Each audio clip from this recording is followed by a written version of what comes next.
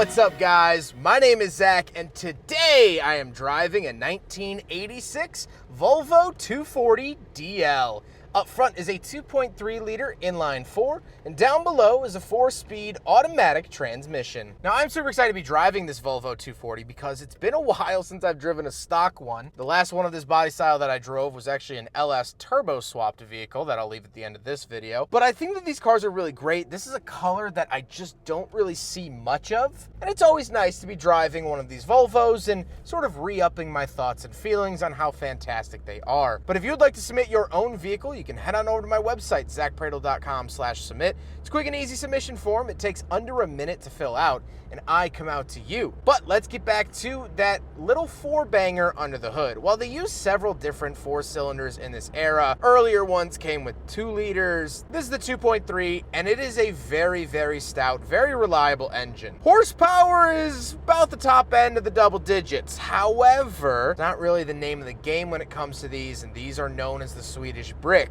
Not only because of their design, yes, it's very square at the edges, but because they're as reliable as a brick. You could use it to build a house, you could throw it through a window, you could build a fire pit with it, whatever you want. So that's the loveliness of the 240. Now, like I said, paired to it is an automatic transmission. You could also find these in manual, but unfortunately, this is just the automatic here today, and it's shifting fine. It's doing the job, and I have no qualms about it. Last but not least about the drivetrain, the Volvo 240's rear-wheel drive, which a lot of fans love. So how does it feel to drive a 1986 Volvo 240? Well, this car is very complete.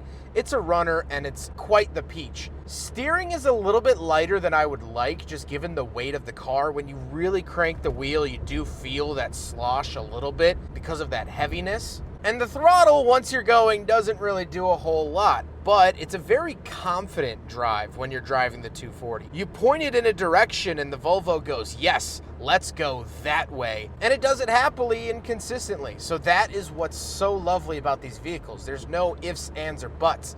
It just works. And I said a similar thing about the Volvo 740 that I reviewed not too long ago, that it was a car without insecurities. And so going back to 1986, that's still the case for the Volvo sedans. So with that stuff out of the way, let's talk about the interior. Well, in front of me, I have very simple gauges. Off to the left is a clock, in the center is a speedometer, and off to the right is my coolant temperature and fuel.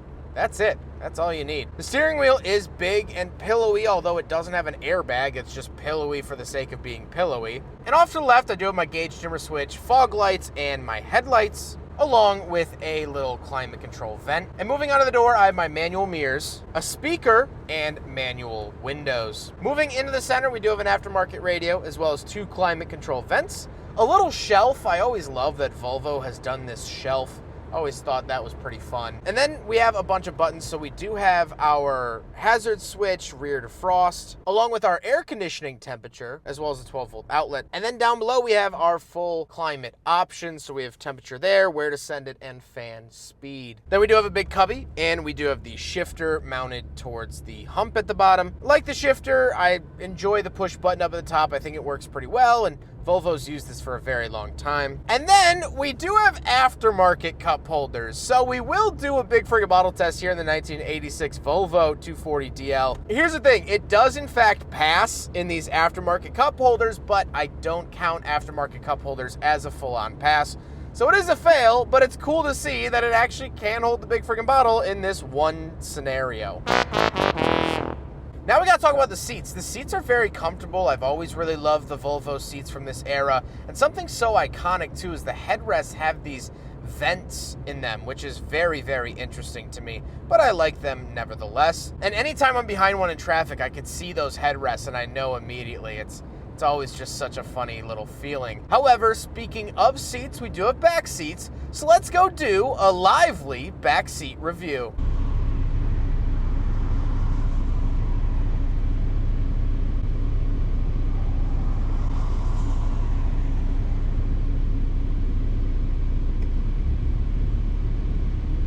Right on the back of the Volvo 240 DL. Kind of a weird mechanism. You push it in, then pull it up Tons and tons of room around the back of the 240DL. Absolutely love seeing that. This is one of the cornerstones as well of the 240 chassis from this era, or 244, 242, whatever you want to call it. Tons of trunk space. Absolutely love that. Now we gotta talk about the looks, and like I said, I love this sort of cream inside of an almond vanilla-y color. I think it's just wonderful, and I'm so happy to be driving one of these cars that isn't that light blue color that apparently all of them are in. So very, very nice to see that. I also, of course, love the boxiness of the 240. I think they're styled really, really well, and I think the design holds up pretty well too. I think these looked good when they came out, and they still currently look good in my humble opinion. However, with all of that being said, let's get on to my final thoughts. What do I think driving another 240 Volvo? Well, the story is still the same as day one. These are incredibly reliable, incredibly well-built Swedish machines, and that's what keeps drawing me back to this chassis. You just can't beat it. And much like its exterior, it really does remind me of vanilla ice cream, because you can add whatever you want to it and it's going to be great. People turbo these cars or put a turbocharged motor into them. That's wonderful. That's like adding that hard cracked chocolate shell stuff to your sundae. You can lower this car and have a stance car. It's like adding sprinkles. You could enjoy it as it is as a daily driver. That's just a scoop of vanilla and a waffle cone. I mean, the list goes on, but the point remains the same. It's delightful.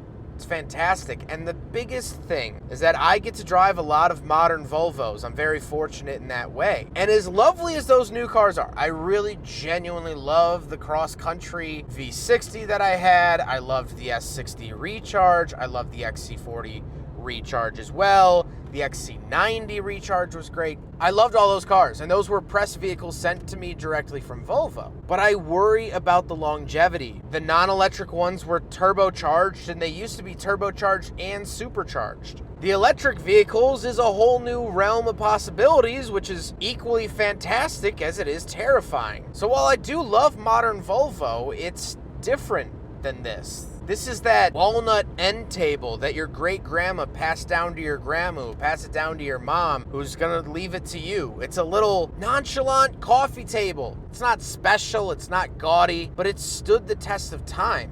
That's what this car is. That's what this car is going to continue to do. As long as the world's turning, there's going to be a Volvo 240 running about somewhere. I hope you guys enjoyed the video. Huge thank you to Marissa for letting me take out her Volvo 240. This has been such a delight. It was so exciting to me to get back behind the wheel of one of these. Marissa has been wonderful, not only for this review, but hosting me and being my friend out here in Oregon. But I hope you guys enjoyed the video. Don't forget to rate the video, comment on the video, and subscribe if you really liked it.